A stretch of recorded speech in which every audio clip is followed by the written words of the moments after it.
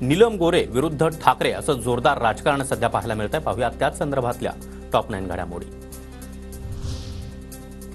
नीलम गोरेंनी असं वक्तव्य संमेलनाच्या व्यासपीठावर करण्याची गरज नव्हती। त्यांचं वक्तव्य मूर्खपणाचं आहे। गोरेंना 4 टर्म कशा मिळाल्या सगळ्यांनाच माहिती। शरद पवार यांचा निशाणा। तर स्वागताध्यक्ष म्हणून माझ्यावर जबाबदारी टाकायची असेल तर हरकत नाही। शरद पवार यांचं राऊतांच्या टीकेनंतर वक्तव्य। साहित्य संमेलनातील राजकीय चिखलफेकीला पवार साहेब देखील जबाबदार। त्यांनी देखील या प्रकरणी निषेध केला पाहिजे।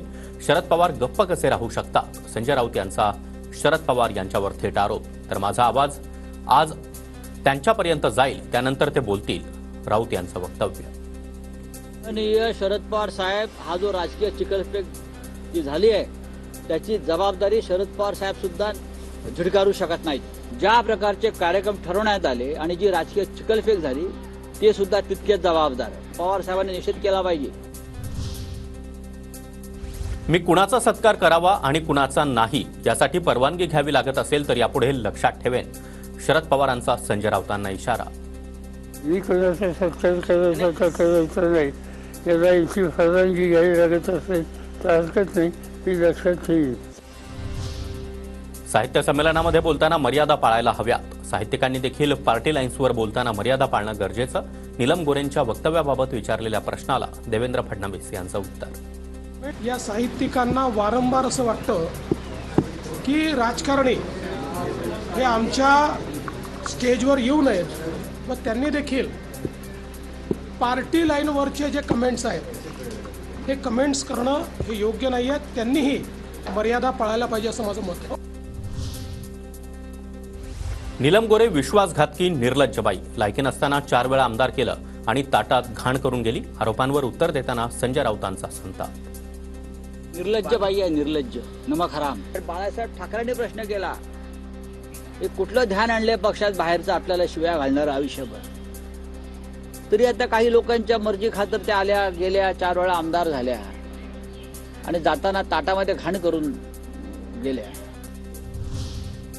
एखाद्या महिलेला निर्लज्ज म्हणताना लाज वाटत नाही का? महिलांचा अपमान करण्याचा अधिकार तुम्हाला नाही। नीलम गोरेंवरील राऊतांच्या टीकेनंतर संजय शिरसाट यांचं प्रत्युत्तर। एका बाईला निर्लज्ज म्हणतोस? लाज नाही वाटत? ज्या महिलांना तुम्ही छेडलंय ना त्यांनी अनेक वेळा सांगितलं की तुम्ही कसं छेडलंय त्यांना। म्हणून निर्लज्ज शब्द हा महिलांसाठी वापरू नका। महिलांचा अपमान करायचा अधिकार तुम्हाला नाही। नीलम गोरे यांनी आरोप सिद्ध करावेत, अन्यथा नाक घासून माफी मागावी। सुषमा अंधारे यांचं आव्हान। तर 2 मर्सिडीज कुठून आणल्या याचा सवाल करत गोरेंची खाती तपासण्याची देखील मागणी। पहिली आमदारकी घेण्यासाठी 2 मर्सिडीज कुठून आणल्या ते सांगावं लागेल त्यांनी आम्हाला। त्यांनी त्यांचं म्हणणं सिद्ध करावं लागेल, ते कोर्टात सिद्ध करावं लागेल, अन्यथा नाक घासून माफी मागावी लागेल। नीलम गोरेंवर राज्यानं हक्कभंग आणायला हवा। लक्षवेधी लावायला त्या किती पैसे घेतात विचारा। माझ्याकडे सगळी माहिती, आणा माझ्यावर हक्कभंग। संजय राऊतांचा गोरे यांच्यावर जोरदार हल्ला बोल। महिला असल्या म्हणून काय झालं? मग काय झालं? तुमच्यावर हक्कभंगही येऊ शकतो। 10 हक्कभंग आणा हो का? मला तुम्ही नियम सांगू नका। मी 24 वर्ष राज्यसभेत आहे। कसला हक्कभंग? खरं म्हणजे महाराष्ट्राने या बाईवरती हक्कभंग आणला पाहिजे। विश्वासघातकी बाई। संजय राऊतांचे अतिशय खालच्या पातळीवरील आरोप। त्यांना भर रस्त्यामध्ये जोड्यानं मारलं पाहिजे। नरेश मस्के यांचा हल्ला बोल। तर राऊतांना महिलांनी वठणीवर आणलं पाहिजे। राऊत म्हणजे राज्याच्या वैचारिकतेला लागलेली कीड।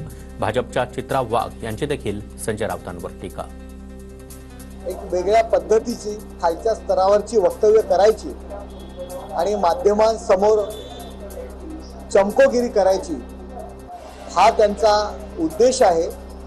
त्यांना भर रस्त्यात जोड्याने आणलं पाहिजे।